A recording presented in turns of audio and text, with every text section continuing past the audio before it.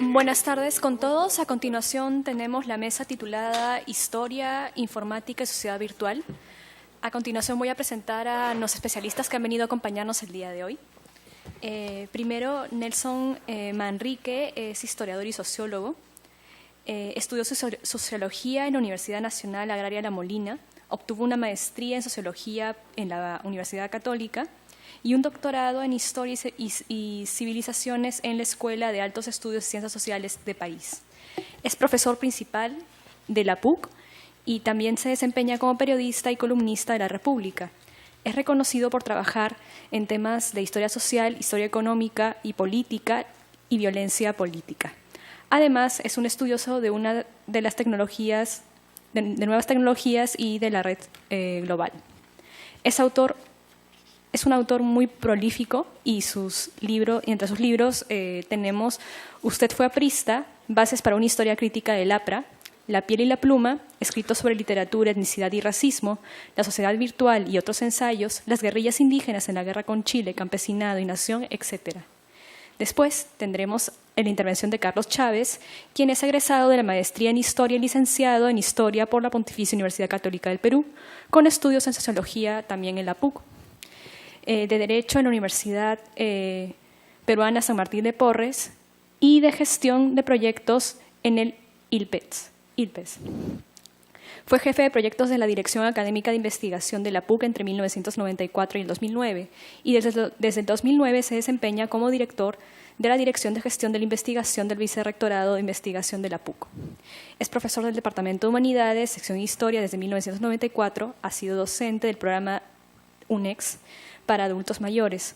Es miembro del comité editorial de la revista Summa Humanitatis y del comité directivo de la revista Palabras Mayores.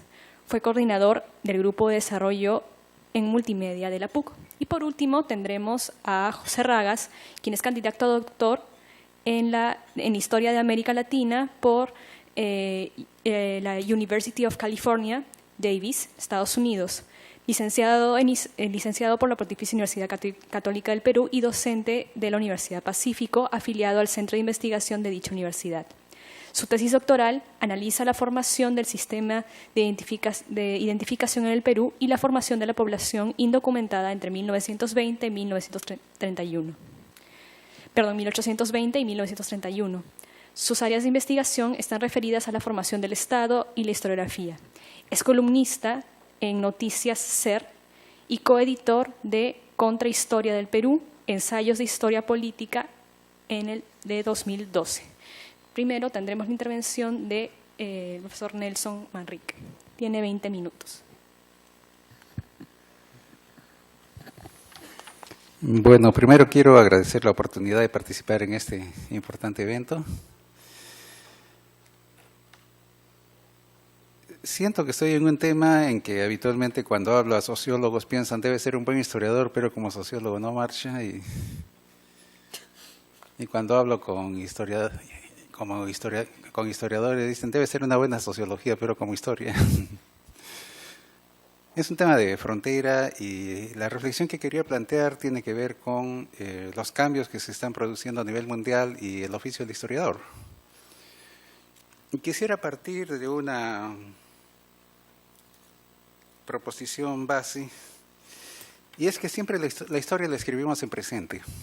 Y esto es importante tenerlo en cuenta porque la historia se continúa desarrollando continuamente, no se agota y siempre va a seguir haciéndose historia, no solo porque aparecen nuevos temas, nuevos esquemas interpretativos, nuevo material, nuevas metodologías para tratar el material, sino más importante porque las preguntas que se plantea el historiador cambia en la medida en que cambia el propio contexto desde el cual se pregunta. Si comparamos la historia hecha antes y después de la caída del muro de Berlín, el colapso del orden socialista creo que cambió completamente un conjunto de preguntas que eran fundamentales para pensar la historia contemporánea. Y por supuesto, un conjunto de cambios como los que se están operando en este momento a nivel mundial plantean un nuevo panorama histórico. Me atrevería a decir que se trata de un cambio de época. Y creo que para reflexionar nuestro quehacer como historiadores es fundamental situarnos y tratar de pensar históricamente cuál es la significación de estos cambios, dónde estamos. Se trata de un tema que no es tanto de historia como de filosofía de la historia. No algo que pueda ser inmediatamente validado empíricamente, sino más bien esos grandes esquemas interpretativos. Lo ilustro con un ejemplo. No creo que el más importante esquema de filosofía de la historia, el más influyente, creo, en el mundo, fue el construido por Marx, cuando planteó una secuencia de modos de producción para hacer inteligible la historia universal. Comunismo primitivo, modo de producción antiguo o esclavista, feudalismo, capitalismo, comunismo. Un gran esquema interpretativo. A eso vamos con filosofía de la historia.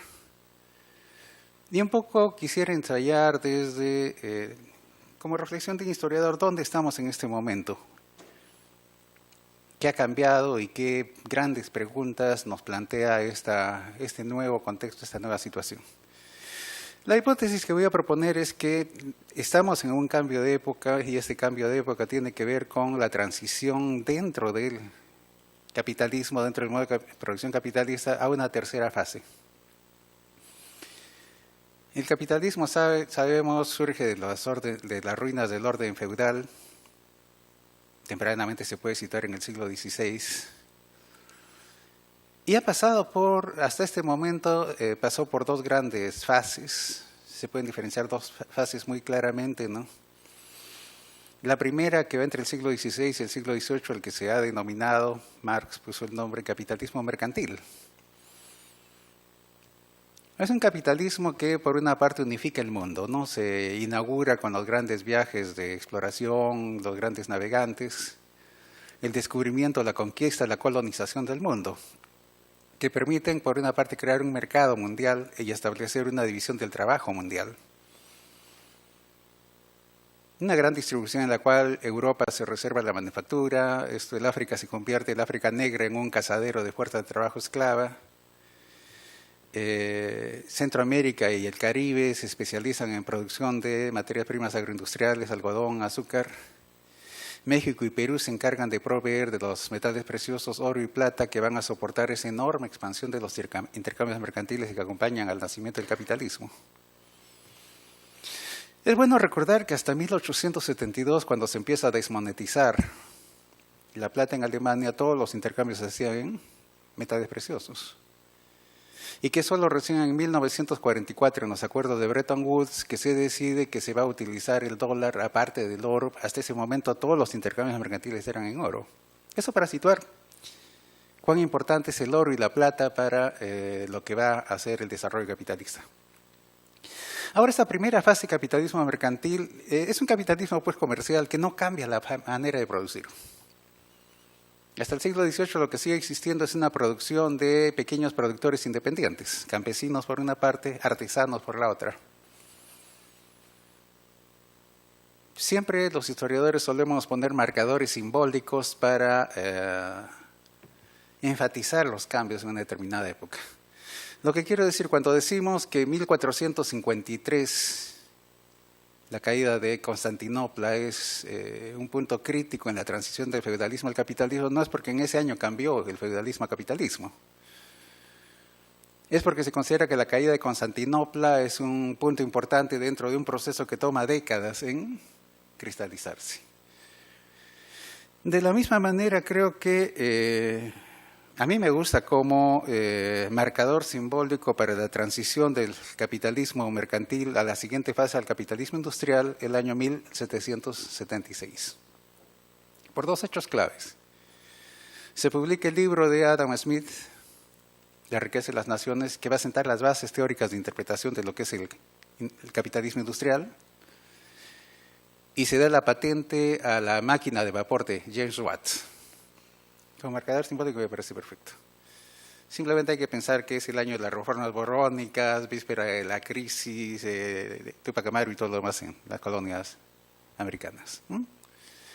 Y el quiebre de ese mercado interno que ha trabajado hasta Durián cuando Potosí es entregado a Buenos Aires.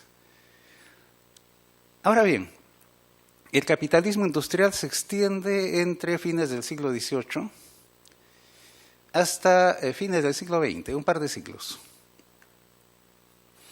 La característica fundamental diría que está dada por un cambio radical en la organización del trabajo. La emergencia de esta nueva unidad productiva llamada la fábrica, ya no productores independientes, pequeños productores independientes, sino complejos productivos que enlazan a todo un conjunto de trabajadores, decenas primero, cientos, miles, decenas de miles después, en un complejo productivo, una sola unidad. Marx utilizó una frase redonda, ¿no? La fábrica es un trabajador colectivo. Se trata de eso, ya no son productores independientes, sino personas que son especializadas en hacer una tarea simple, repetitiva, mecánica, monótona. Es la articulación de esta enorme cantidad de trabajos parciales lo que permite producir, elevando gigantescamente la productividad y permitiendo producir masivamente mercancías en una escala en que nunca antes se había dado en la historia de la humanidad. Ahora, este capitalismo genera también cambios en las clases fundamentales, no la aparición del proletariado. Y esto es fundamental porque el capitalismo industrial del siglo XIX, fin del siglo XVIII, comienza el siglo XIX, el que voy a llamar capitalismo industrial clásico, permite la aparición de también las masas. El siglo XX va a ser el capitalismo industrial de masas, pero las masas se forman sobre la base de la producción industrial.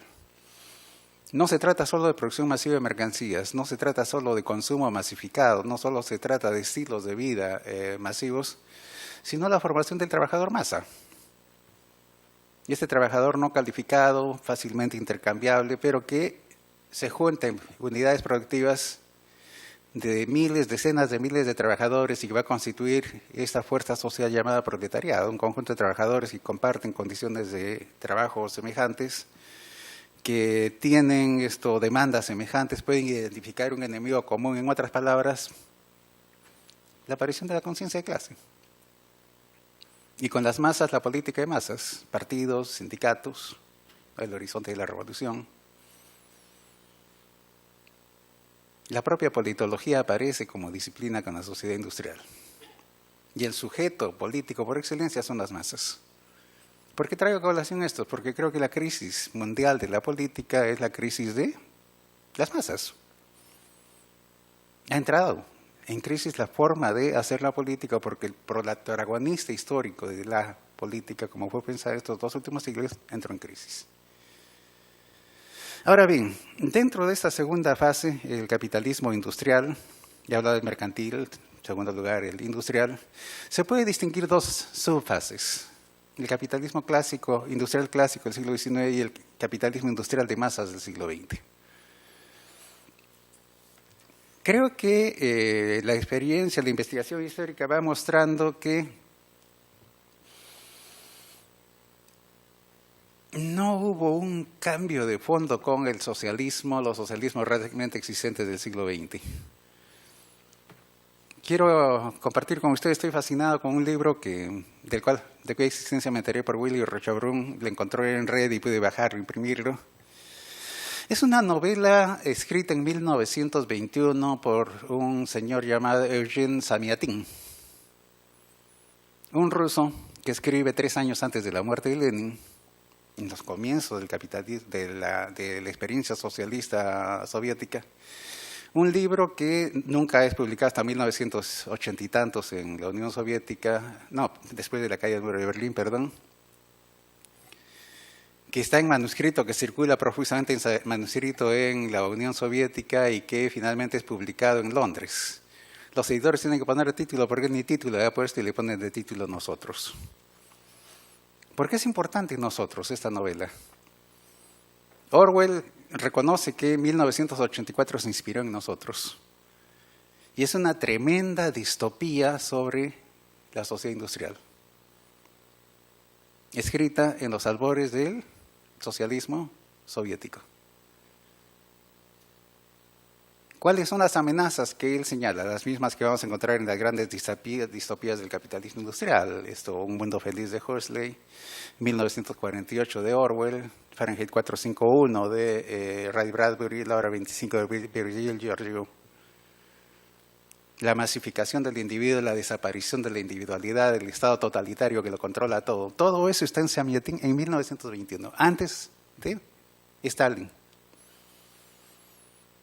A lo que voy es a que un conjunto de síntomas que atribuíamos al estalinismo son anteriores al estalinismo y tienen que ver con la organización industrial de la producción.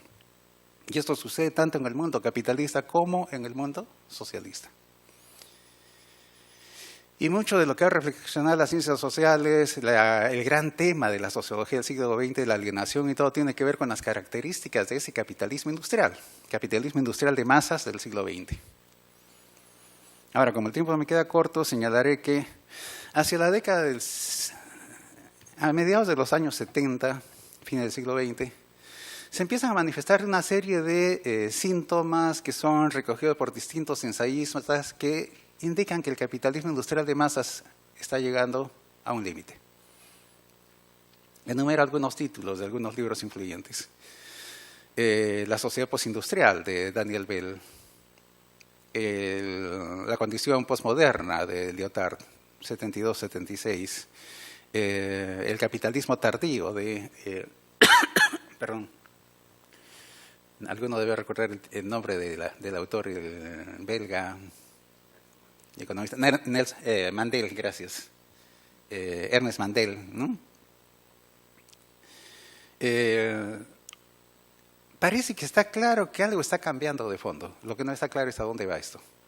Unos hablan de sociedad del ocio, otros sociedad de consumo, otros sociedad postindustrial, sociedad posmoderna, sociedad postcapitalista, sociedad superindustrial. Está claro que se está agotando un horizonte. Lo que no se sabe es para dónde va esto. Ahora, creo que donde me alineo básicamente es en la idea de que entramos a una tercera fase. El término general con que se le denomina sociedad de la información me parece más correcto hablar de capitalismo informacional. Internet es sin duda muy importante, ¿no? A junio del 2012 llegó a 2.450 millones de usuarios, la tercera parte de la humanidad, y esto sigue creciendo. Pero es un síntoma de algo mucho más de fondo, que tiene que ver con un cambio que en tendencias fundamentales supone un viraje de 180 grados frente a lo que fueron las grandes tendencias del capitalismo industrial de masas. El capitalismo industrial de masas era un crecientemente masificado, crecientemente materializado, crecientemente centralizado, crecientemente territorializado. Esta fase que está emergiendo es crecientemente desmasificada, desmaterializada, descentrada, desterritorializada. Entonces, quiero subrayar dos cosas, ¿no? Primero, ¿qué es capitalismo? Se ha hecho mucha ideología sobre que esto es más allá del capitalismo. Peter Drucker lo argumenta en su libro La sociedad postindustrial diciendo, me quedan 5 minutos, Peter Drucker lo argumenta diciendo que lo característico del capitalismo es que la propiedad de los medios de producción está en manos de la burguesía. Pero dice actualmente los mayores capitalistas son los fondos de pensiones. Y los fondos de pensiones están formados por los aportes de los trabajadores y por lo tanto los trabajadores son los dueños de las empresas y por tanto eso ya no es capitalismo. Que me lo cuente a mí que tengo mis fondos en Integre y que no puedo decidir absolutamente nada sobre qué hacen con mi plata, no, salvo recortármela continuamente. Pura ideología. Creo que esto es capitalismo porque la acumulación sigue siendo capitalista, la concentración de la riqueza es cada vez más espantosa. La última referencia que sacaba Oxfam hace cuestión de un mes y medio, son 87 personas que tienen un patrimonio equivalente al que en el otro extremo tiene el 40% de la humanidad.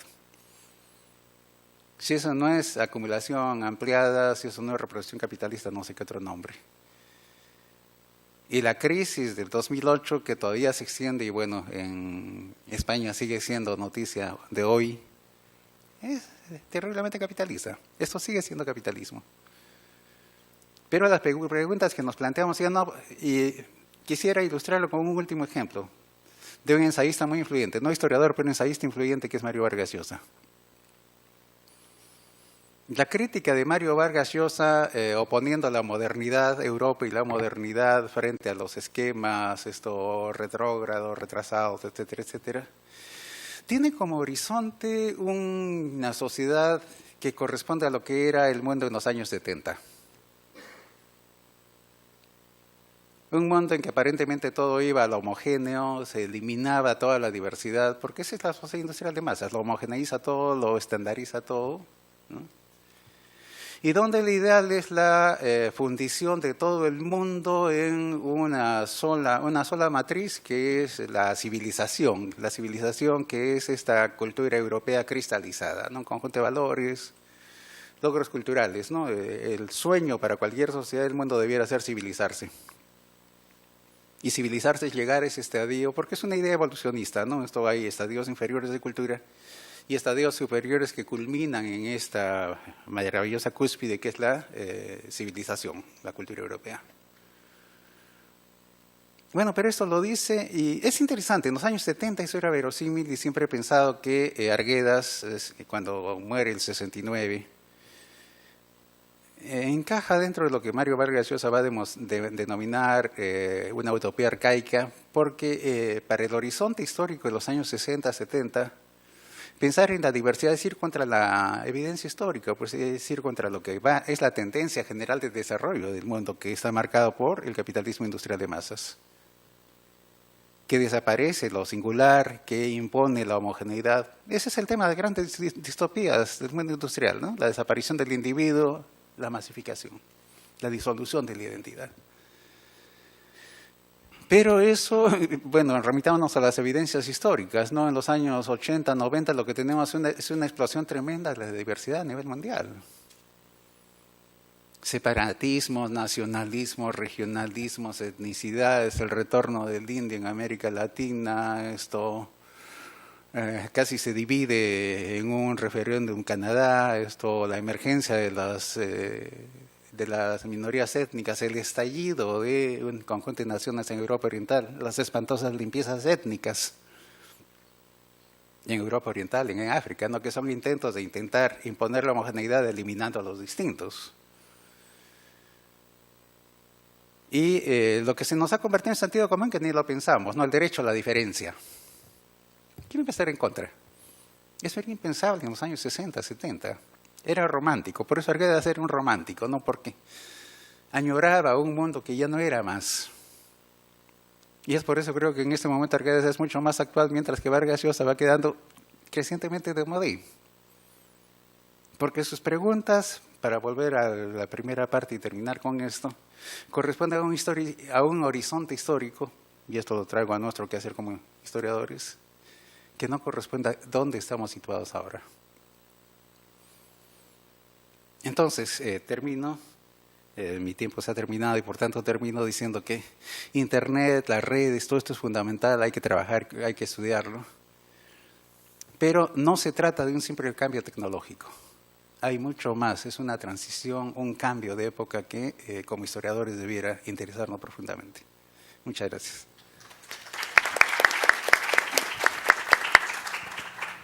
Agradecemos al profesor Manrique por su intervención y a continuación escucharemos al profesor Carlos Chávez. Ok, si pudieras poner la presentación, por favor. Ok. Bueno, lo mío va a tener otro tono, con el enfoque que nos ha hecho ya preliminar Nelson. Yo he preparado más bien una reflexión que quiero compartir con los presentes a propósito de lo que significa para el oficio del historiador contemporáneo la aparición de estas tecnologías, estas nuevas tecnologías, específicamente de lo que conocemos como la informática, ¿no? La siguiente, por favor. Y arranco con una provocación, ¿no? Una frase de un historiador francés que a mí me resultó complicada, ¿no? Cuando tuve conocimiento de ella. En el futuro, dice el historiador, será programador o no será nada. La siguiente, por favor. Y eso fue dicho en el año 73, cuando todavía no habían computadoras personales.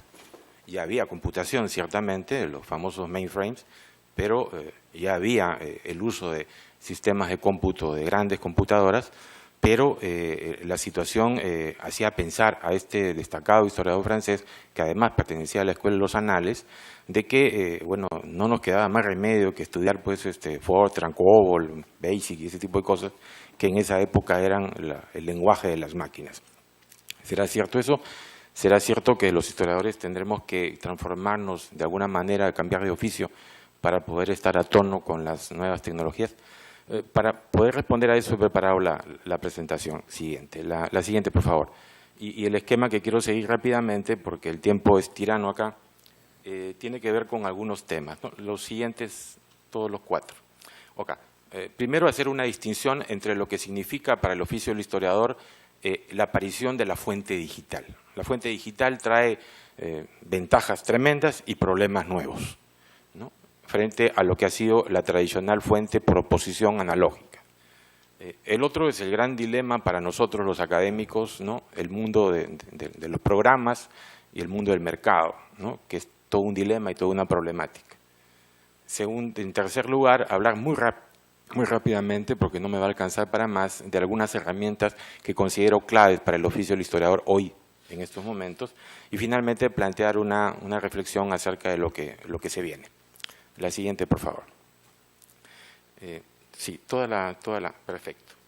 Lo primero es, ¿de qué se trata con la fuente tradicional? Nadie le dice analógica porque es la fuente con la que hemos operado toda la vida, ¿no? Es la fuente por oposición a la fuente digital.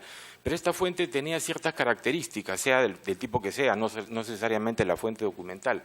Lo primero es que esta fuente, por su propia naturaleza, es una fuente que es difícilmente de ser copiada, se deteriora con cierta facilidad, y resulta, en consecuencia, una fuente escasa. De alguna manera, el oficio del historiador casi se ha identificado con ese buscador de pesquisa, ¿no es cierto?, acucioso, que cuando encuentra la fuente no quiere ni compartirla, ¿no?, y de alguna manera hasta marca un estilo de hacer historia que lamentablemente muchas veces va en contra de la colaboración, en contra del trabajo en común, etcétera. La siguiente, por favor. En cambio, la aparición de la fuente digital nos presenta, como decía hace un momento, desafíos nuevos y también oportunidades, ¿no?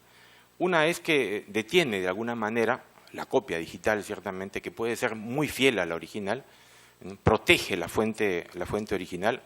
No estamos diciendo que elimina la fuente analógica, todo lo contrario, y al protegerla democratiza su acceso y permite que la fuente pueda llegar a mayor cantidad de investigadores, ¿no?, y pueda ser revisada en su propia integridad de una manera mucho más económica incluso.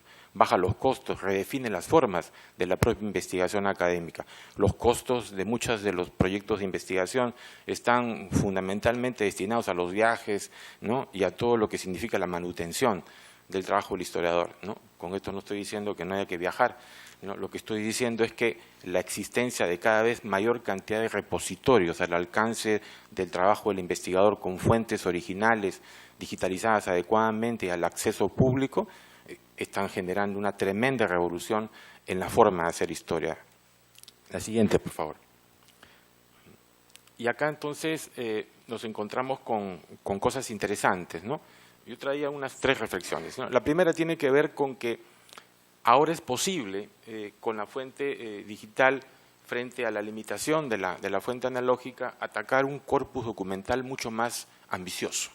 De alguna manera, cuando nos encontrábamos con fuentes muy vastas, y estoy pensando sobre todo en historia cuantitativa, ¿no?, en los documentos de los registros notariales o los registros de aduana, en la documentación de los barcos, que puede ser abundantísima, o la documentación administrativa de los estados, ¿no?, que muchas veces fue dejada de lado como fuente importante para la historia y que hoy día a nadie se le ocurre eliminar porque muy buena información hay ahí. Resulta que simplemente puede rebasar la vida de una persona el intentar echarle mano a todo ese corpus documental tan grande, ¿no? Se presenta entonces un desafío que ahora sí puede ser encarado, no digamos con facilidad, pero al menos de manera realista.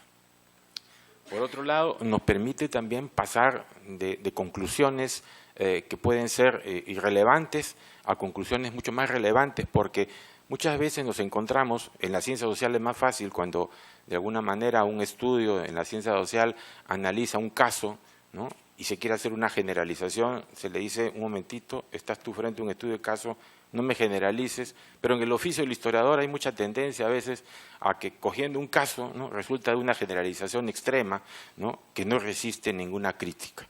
Y entonces nos encontramos aquí frente a un hecho interesante de que es posible, digo, atacar fuentes documentales muy vastas, ¿no?, de una manera totalmente distinta, ¿no? Ponía el caso de la selección de las fuentes, como el historiador no nos queda más remedio que enfrentarnos a las fuentes que tenemos acceso y no podemos hacer más que lo que tenemos acceso a determinada fuente, no podemos inventarla. Y recordaba esa famosa escena de la novela de Eco, ¿no?, acerca de ese escrito de Aristóteles que nunca se encontró, ¿no?, de la poética, y que da origen a esta especulación tan fascinante que el autor comparte con nosotros. La siguiente, por favor. Cuando hacemos entonces una comparación entre los dos tipos de fuentes, nos encontramos con estas diferencias interesantes, ¿no? Se detiene de alguna manera el deterioro, se accede hay un acceso universal, hay una reducción de los costos y resulta en consecuencia más fácil, como decíamos, enfrentar investigaciones mucho más grandes, mucho más ambiciosas. La siguiente, por favor.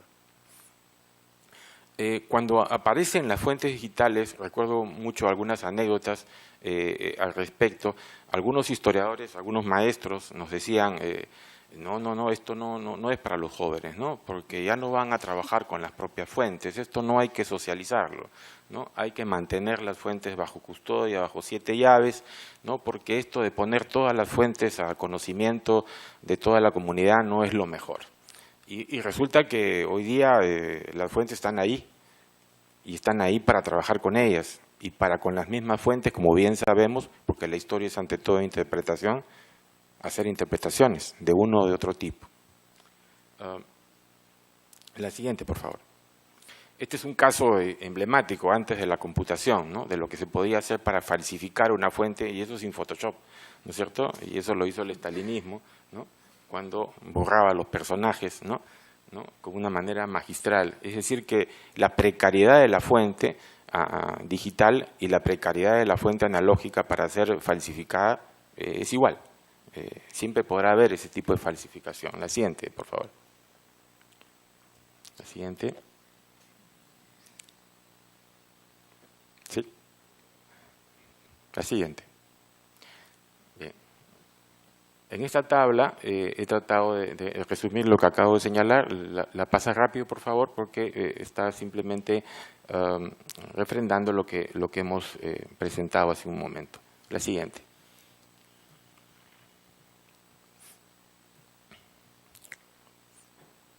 Ok. Aquí vienen entonces los primeros problemas, ¿no? El primer problema tiene que ver con que el uso de las fuentes digitales nos hace dependientes de dispositivos externos. A diferencia de la fuente analógica en la cual uno se acerca al documento, a cualquier tipo de fuente, directamente a cogerlo o a estudiarlo, aquí necesitamos un dispositivo que nos permita leer la información que ha sido codificada de una determinada forma. Y el gran problema es que estos dispositivos se tornan obsoletos con mucha rapidez. Ya nadie se acuerda del disquete o el floppy disk de 5¼ pulgadas con el cual se comenzó a trabajar, y me pongo un poco más atrás, o de la cinta magnética, ¿no?, de un mainframe, con el cual, por ejemplo, acá en la universidad teníamos más de 100 crónicas que habían desarrollado los investigadores de la Universidad de Tokio, ¿no? Recuerdo mucho al doctor Piz, ¿no?, que me decía, ¿y ahora qué hacemos con esto?, ¿no?, porque había que trasladarlo a los nuevos sistemas, ¿no? Hay un problema de dependencia. El segundo tiene que ver con la posibilidad y la facilidad con la que se pueden falsificar, ¿no?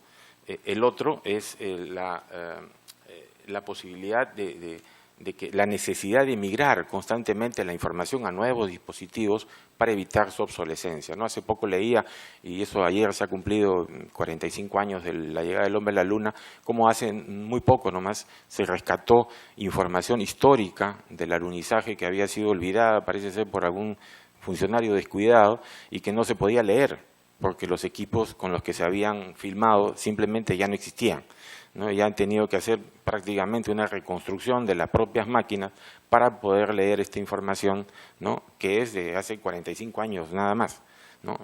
De ahí que se genere el desafío de lo que los norteamericanos llaman la Dark Age, ¿no? Es decir, esta extraña posibilidad de que a pesar de la inmensa cantidad de información con la que hoy día disponemos para hacer historia, de la tremenda cantidad de datos que hoy día se encuentran disponibles en cualquier lugar a través de la Internet, podamos estar frente a una edad oscura en la cual, si no preservamos esa información, simplemente la vamos a perder.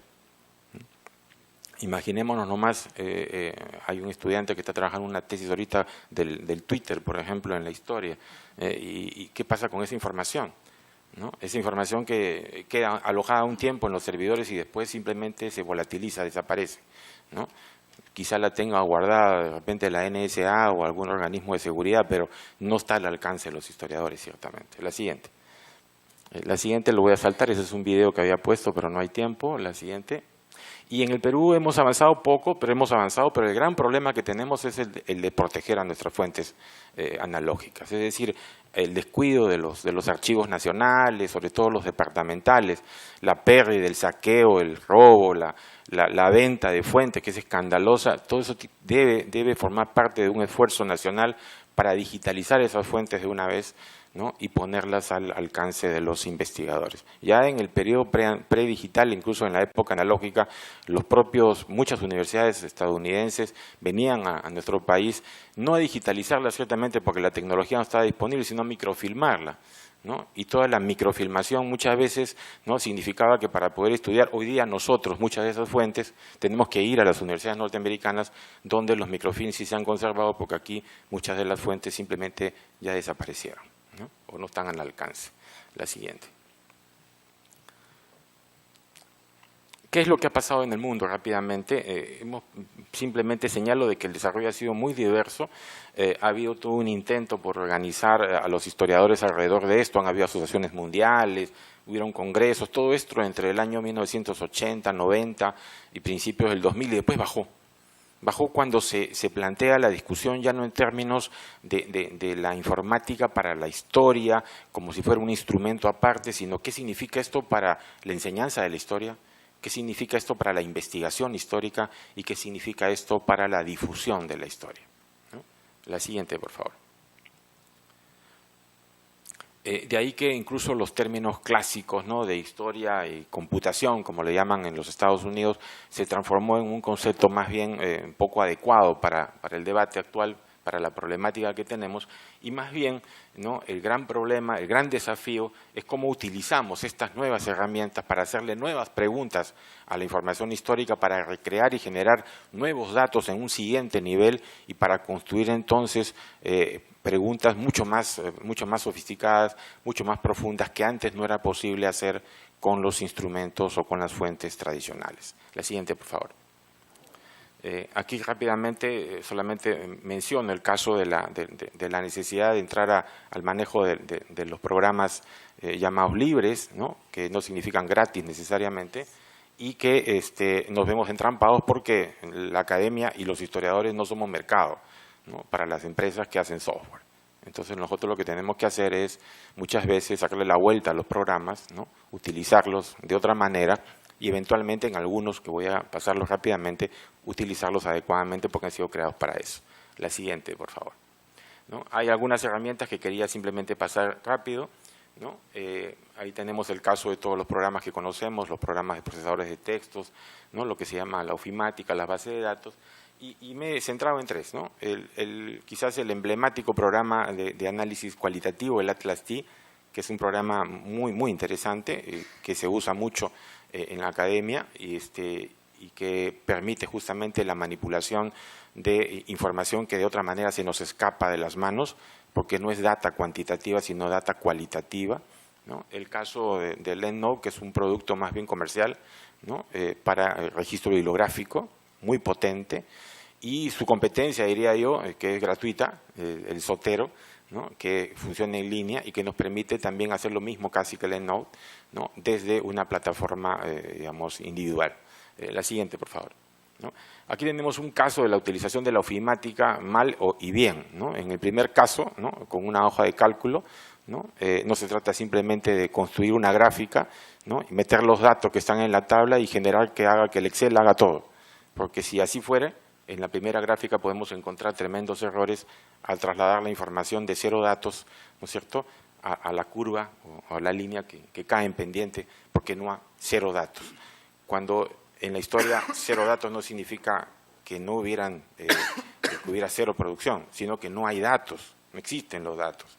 Y entonces la gráfica correcta sería la siguiente. Entonces es una pequeña muestra de lo que el cuidado que tenemos que tener al momento de manejar estas herramientas desde el trabajo histórico, ¿no?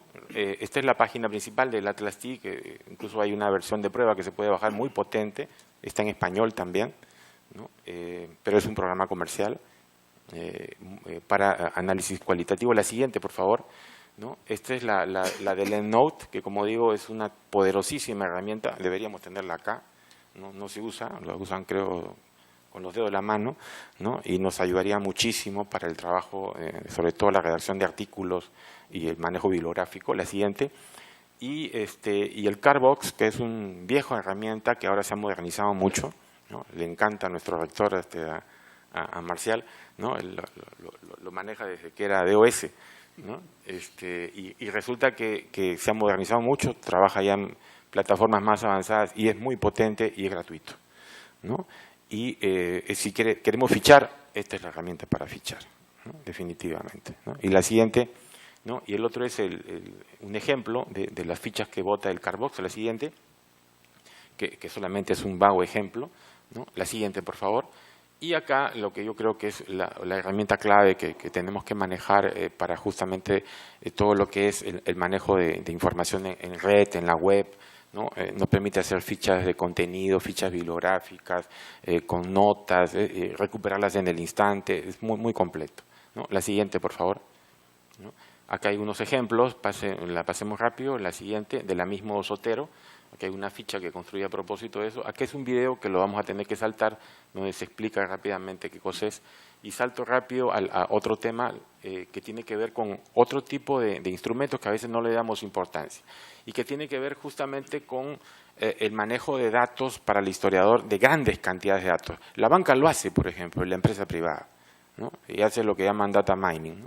Minería de datos, se mete a trabajar cantidades de datos que aparentemente no tiene mucho sentido. Hoy día están haciendo minería de datos Google con cada búsqueda que ustedes hacen, ¿no es cierto?, en el sistema. Cada vez que nos piden, acepte usted las condiciones, usted nunca lee las condiciones, dice aceptar para bajarse el programa, ya se metió en su lista y ya están haciendo marketing con su información. Hay mucha información disponible. Las grandes cantidades de información disponible de hoy día de las empresas, de los gobiernos, están en soporte digital. Hay que entrar a eso, hay que trabajar con los datos, con la gran cantidad de datos disponibles.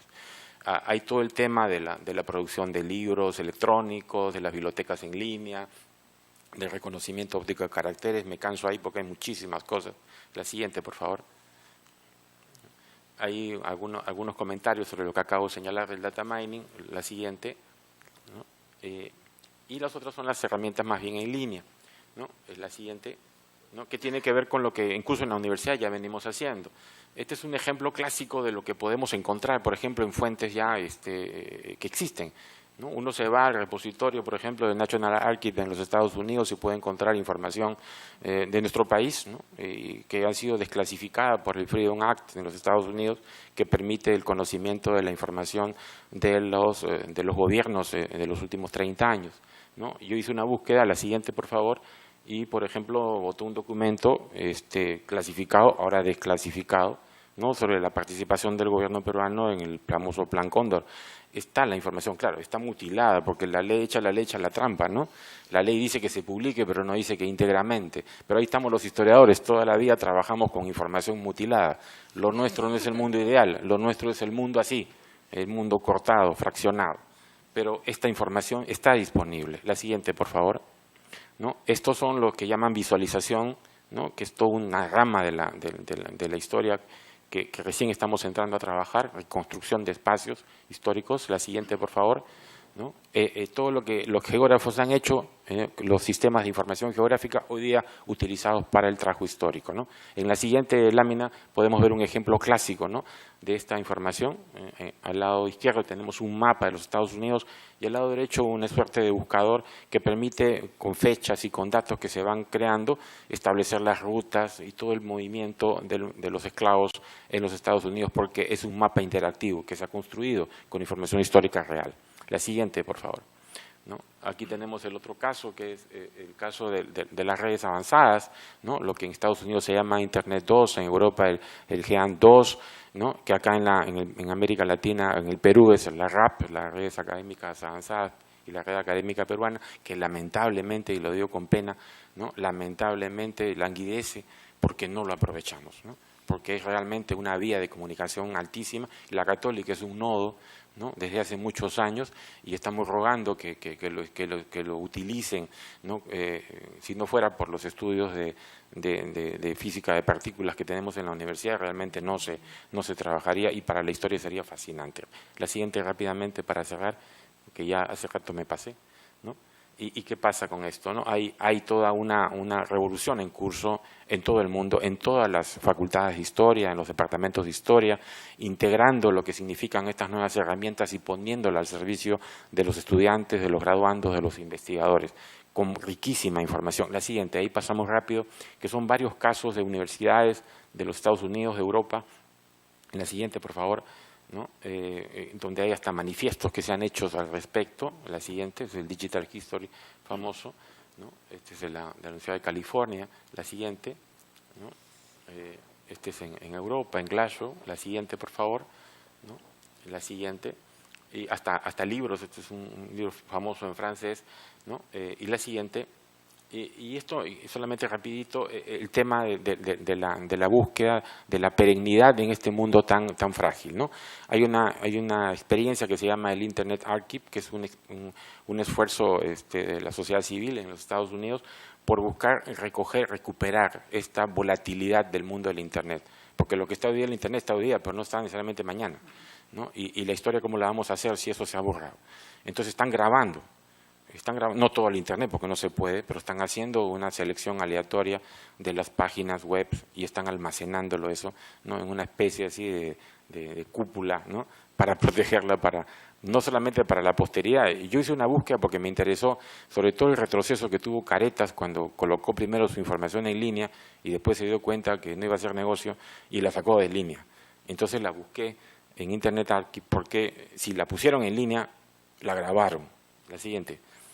Y efectivamente en el buscador hay de todo, hay películas, hay textos. La siguiente, y resulta que sí estaba, ¿no? Entonces uno puede encontrar información, no está todo, pero hay información, ¿no es cierto? Incluso de nuestra universidad hay información de las páginas web que han desaparecido, ¿no?, y las cosas que han dicho se han quedado allí, a pesar de esta movida que hay por borrar los antecedentes en la web, que es toda una pelea legal ahorita. La siguiente, por favor, ¿no?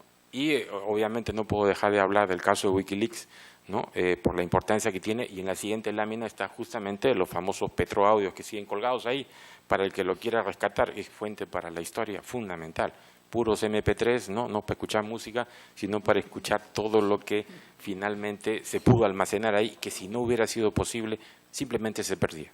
La siguiente.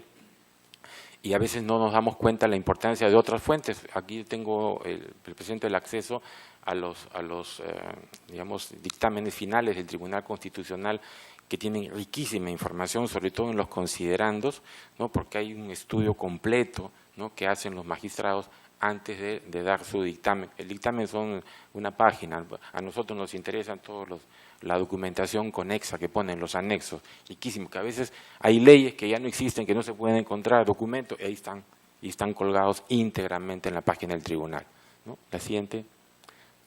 Y con esto termino, ¿no? Se trata no entonces de entender el tema de la informática aplicada a la historia como un tema de aprender a manejar un software, sino de enriquecer la fuente, de trabajarla nuevamente, de retrabajarla para hacerle nuevas preguntas a la historia. Gracias por la tolerancia, ¿no? Muy amable.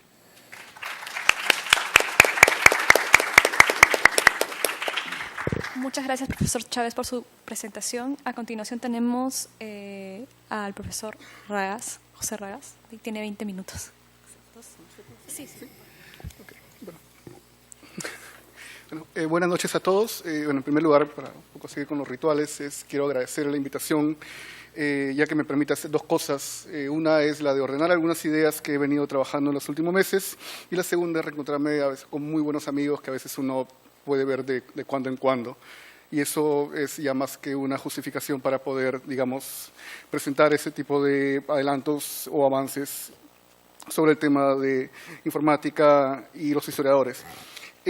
Mi tema de investigación, en verdad, tiene que ver con la construcción del Estado, pero de vez en cuando mi comité de tesis no se da cuenta, trabajo algunas cosas vinculadas con lo que se llama historia digital y algunos temas que me han venido interesando también relacionados con informática, con redes sociales y también cómo los historiadores se mueven dentro del campo del Internet, ¿no? Básicamente, cómo ha cambiado el Internet, digamos, el comportamiento de los historiadores y los académicos y también cómo nosotros hemos influido en los usos que le damos al Internet. Entonces, voy a aprovecharme de que Nelson ya ha hecho un contexto bastante bueno de lo que ha significado esta ruptura y también de Carlos de la importancia que ha tenido el Internet para los colegas. Y yo lo que voy a hacer son algunas ideas que tienen que ver con un aspecto muy específico del Internet, que son las redes sociales, ¿no? Y de cómo los historiadores han utilizado, pueden utilizar o en todo caso van a utilizar más adelante las redes sociales. Así que lo mío es más bien una suerte de análisis de patrones de comportamiento.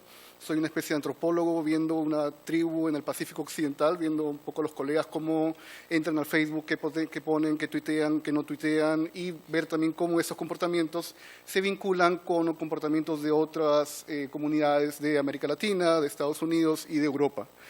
Me gustaría empezar con una frase, parafraseando, digamos, lo que a Leroy Ladurie, que mencionó Carlos, diciendo que en el futuro el historiador que no tenga Facebook no será historiador, pero eso podría quizás parecer un poco muy exagerado, pero creo que más o menos hacia ahí puede ir en los siguientes años la cuestión de las redes sociales, a medida que vamos viendo cómo estas redes están siendo utilizadas, además las ventajas que tienen las redes para el mundo académico y en particular para la naturaleza del historiador peruano, y cómo, digamos, el historiador peruano ha podido adaptarse a ciertos patrones de esas redes sociales. Me refiero a Facebook, me refiero a Twitter, me refiero a otras más, pero sobre todo estas dos principales.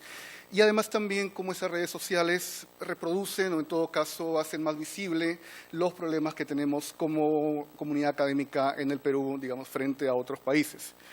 En ese sentido, lo que ha pasado con el Internet es que a diferencia de, por ejemplo, lo que puede llamarse marcos metodológicos, lo que puede llamarse marcos teóricos, lo que puede llamarse fuentes o cualquier tipo de herramienta, el Internet es una herramienta que no, digamos, que ha llegado para quedarse, ¿no? Los marcos metodológicos, cualquiera que sea, las teorías que sean, incluso las fuentes que sean, van a pasar o han pasado ya de moda o en todo caso se han utilizado y van a seguir seguramente utilizándose en el futuro, pero el Internet es una herramienta que ha quedado definitivamente ya como establecida para los historiadores.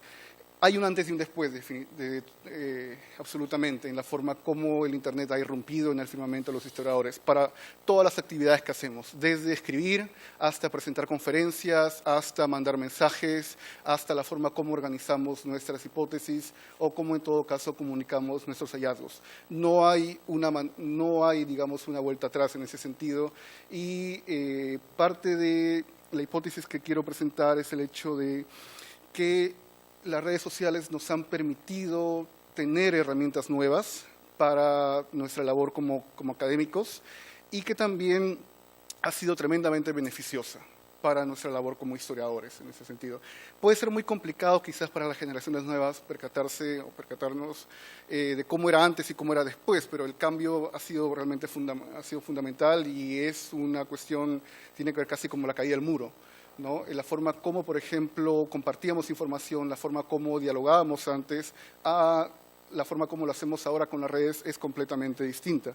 Y eso tiene que ver con un aspecto muy importante, me parece que es en el caso peruano, y es el hecho de esa suerte de aislacionismo que hay en la historiografía peruana, o sea, el hecho de que las diferentes academias, diferentes comunidades de historiadores están aisladas o están en todo caso el diálogo, la comunicación y los vasos comunicantes entre ellas es muy menor, ¿no? Me refiero a las escuelas de historia. Entonces, en cierta manera, lo que hace el Internet y lo que hacen las redes sociales son crear espacios virtuales de comunicación, ¿no? Son crear canales de comunicación que antes no existían o que en todo caso existían de manera muy, muy limitada y que estaban restringidas específicamente a determinados grupos de historiadores con lo cual estos canales de comunicación no permitían la circulación de información y tampoco de opiniones o de argumentos.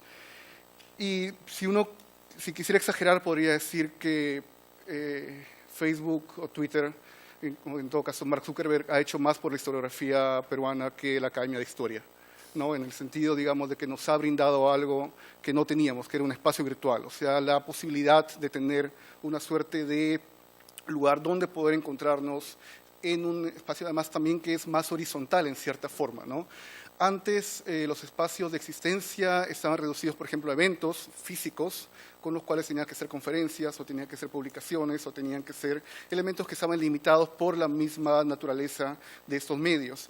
Las redes sociales permiten escapar a eso, digamos, permiten escapar a este tipo de restricciones, ya sea a nivel físicas, restricciones a nivel, por ejemplo, de jerarquías, a nivel también geográficas, ¿no? Entonces permite que hayan, por ejemplo, espacios de debate, espacios de circulación de información, de intercambio de datos también, que yo creo que es lo que ha marcado los últimos por lo menos 5 o 6 años en la historiografía peruana y que también nos ha dado un perfil que ha empujado a que la historiografía peruana lleve a un proceso que de otra manera me parece que nos hubiera tomado por lo menos 10 o 15 años, ¿no? Y me refiero principalmente al hecho de estar en contacto con noticias de la actualidad, me refiero al hecho de abordar de manera pública problemas actuales, ¿no?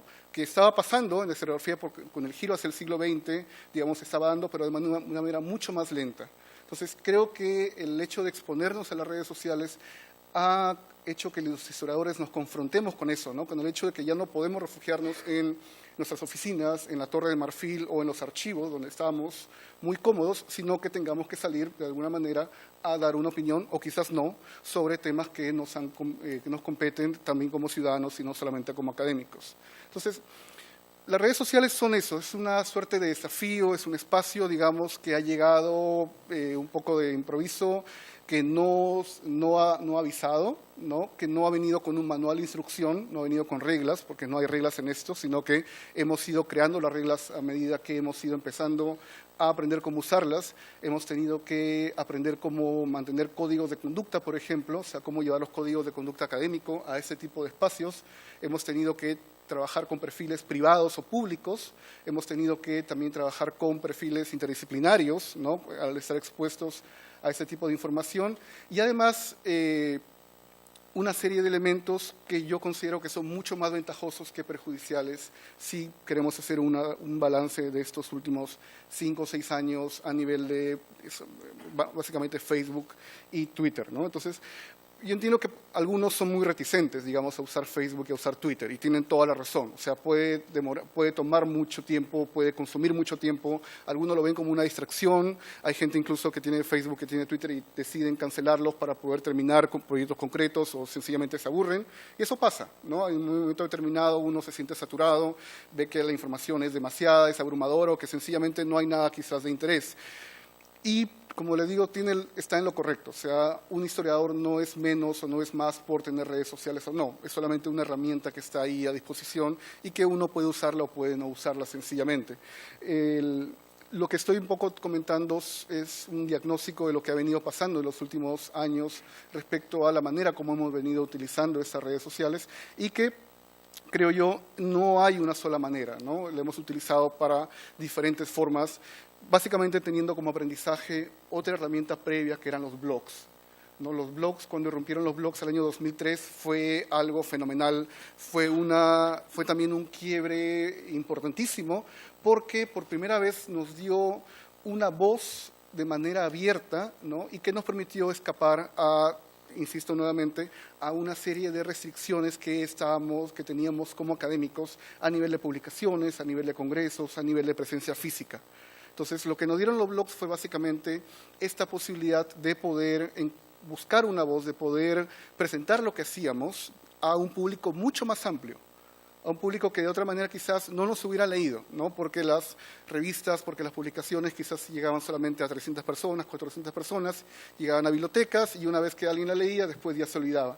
Entonces, los blogs han sido muy importantes porque nos han puesto con un desafío también fuerte que en ese momento quizás pasó desapercibido, pero por ejemplo, nos obligó a escribir y nos obligó a escribir bien, ¿no? Porque era ya otro público el que nos leía, ya no éramos solamente entre pares, sino era un público mucho mayor. Nos obligó también a escribir regularmente, o sea, a otra velocidad, ya no era la velocidad del artículo académico.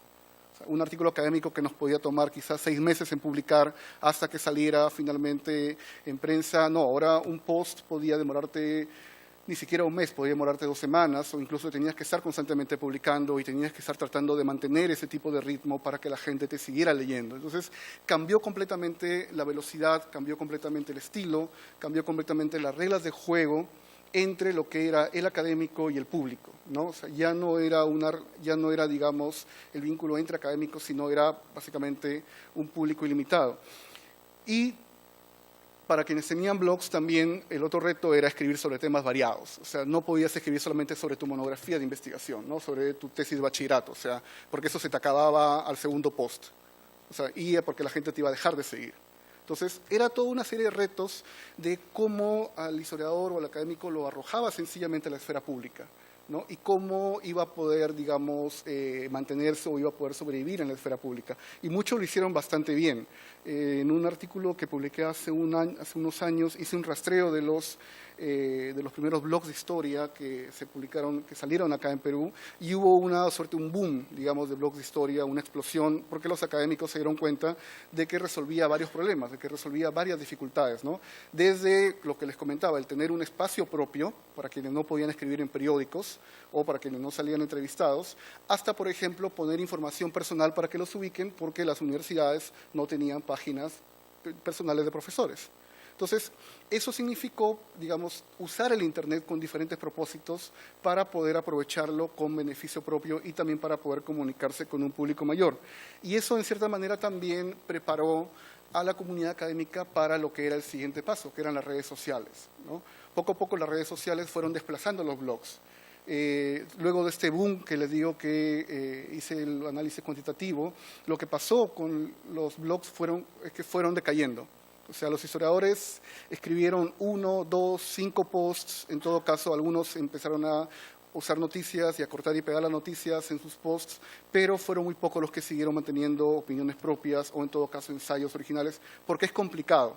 Era complicado pasar de un régimen en el cual nuestros estudios o nuestras investigaciones demoraban años o meses en publicar algo, digamos, según las pautas anteriores, a este ritmo nuevo en el cual teníamos que estar publicando por lo menos un mes o cada 2 meses para poder mantener cierta tendencia para poder sobrevivir con la competencia de otros espacios virtuales para un público que cada vez quería más, ¿no? Entonces, las redes sociales pusieron eso, digamos, en perspectiva y nos llevaron hacia una nueva frontera, de las cuales nos dieron 4 elementos que voy a mencionar muy rápidamente. Primero, que ya lo mencioné, es una mayor audiencia, ¿no? O sea, escapamos a la Torre de Marfil, escapamos, digamos, las oficinas y nos dio casi una cantidad de gente ilimitada, más allá de nuestros contactos que tengamos en Facebook, porque se podían replicar, ya sea retuiteándolo, ya sea compartiéndolo en Facebook, pero entonces nos dio una posibilidad de que los historiadores que siempre nos quejábamos de que no nos leían, ahora sí podíamos tener una voz y podíamos compartir las cosas que investigábamos con un público que estaba realmente ávido de leer cosas de historia y leer también cosas de historia, historiadores que estén vinculados sobre todo, que expliquen eventos actuales, ¿no?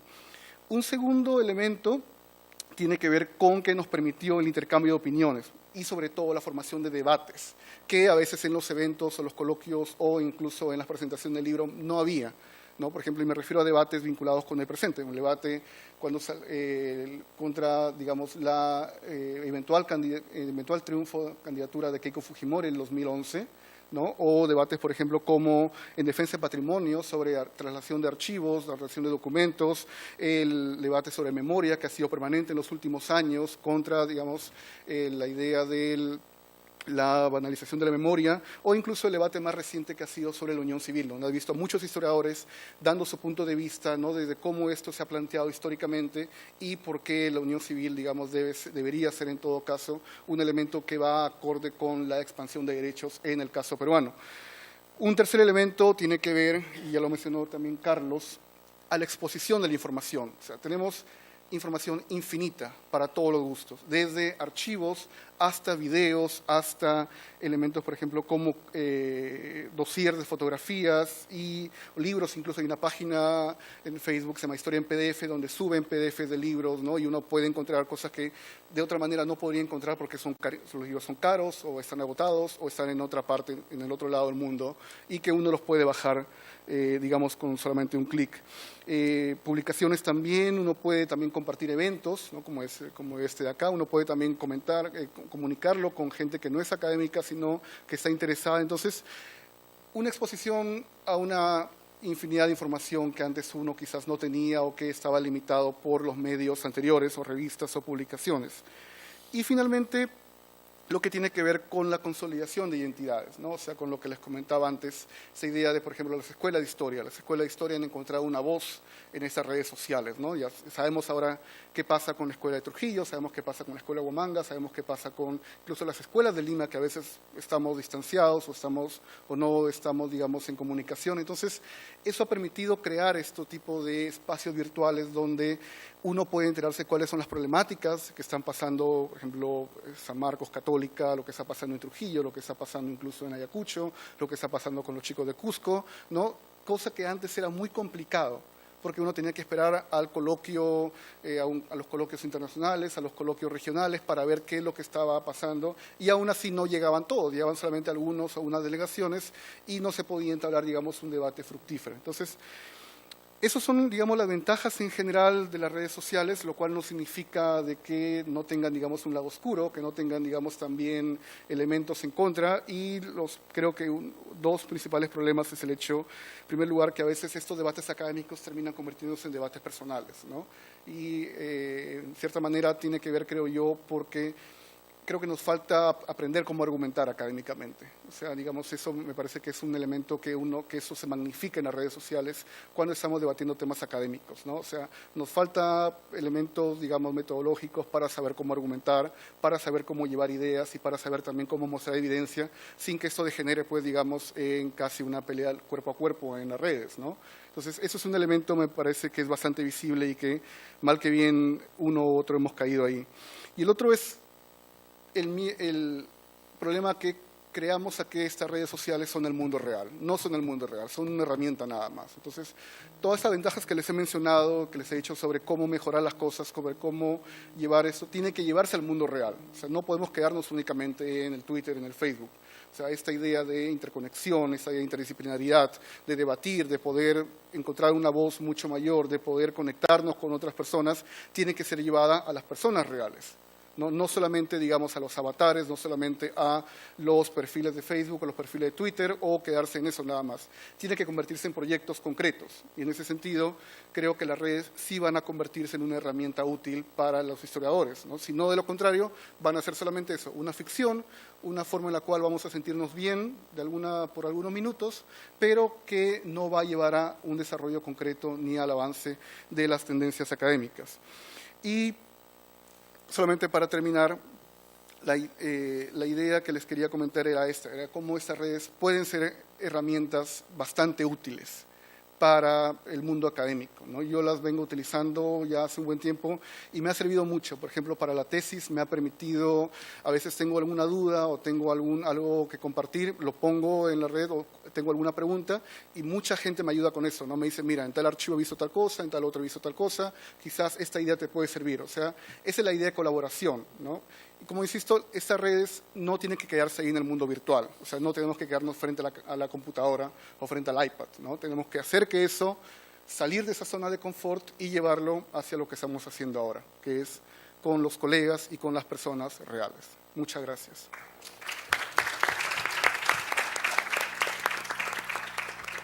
Agradecemos a nuestros ponentes quienes nos han hecho reflexionar sobre la necesidad y los retos que representan el uso de las nuevas tecnologías, las redes y las fuentes digitales para los historiadores. Lamentablemente el tiempo es tirano y tendremos solamente espacio para una pregunta concreta para nuestros ponentes. Tal vez una pregunta que integre los tres temas.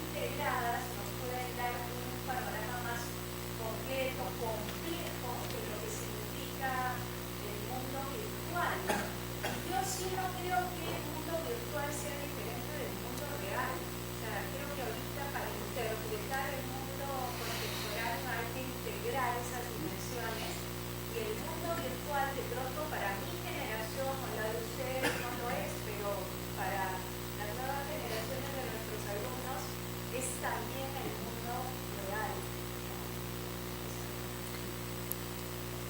¿Alguna? Sí, yo sé. No, sí, ¿Hay alguna pregunta? Ok. Sí. Gracias, Armando, ya tenía. ¿Qué historiadores del Perú dirían que tienen los mejores? Porque también hay muchos que Justo la pregunta que no quería, pero bueno. Ya. ¿Sí? Muy puntual. Ok. Sí. Hay dos, bueno, aparte de los colegas que lo sigo más tanto en periódico como en Facebook, por ejemplo, a Nelson y a otros más, no voy a decir muchos más nombres para no... Sí, pero hay dos fanpages, o sea, de Facebook institucionales de historia que yo sigo religiosamente y que me levanto y lo veo. O sea, uno que es el reportero de la historia, que es de Jorge Moreno, y el otro que es la bitácora Hobsbawm, que es de Jorge Valdés, ¿no? Que me parece que son los más originales en cuanto a fuentes, en cuanto a postulados. Y hay muchos más también acá. Por ejemplo, está también por ahí, creo que está Víctor, que tiene también el espejo de Clio. Solamente lo que mencionaba Claudia tiene razón. Y de hecho, a nivel de plan curricular, lo que en Estados Unidos hay ya una carrera inclusive que es historia digital y que están contratando profesores para historia digital porque se han dado cuenta que es un área clave, ¿no? Y es un mercado que va a crecer, así que espero que en algún momento acá en Perú lo puedan poner como curso también. Bien, el tiempo no nos alcanza para más. Los invitamos a todos a pasar a una pequeña pausa, a tomar café y estamos seguros que nuestros ponentes se resolverán todas las dudas que tengan. Gracias y buenas tardes y gracias a los ponentes nuevamente.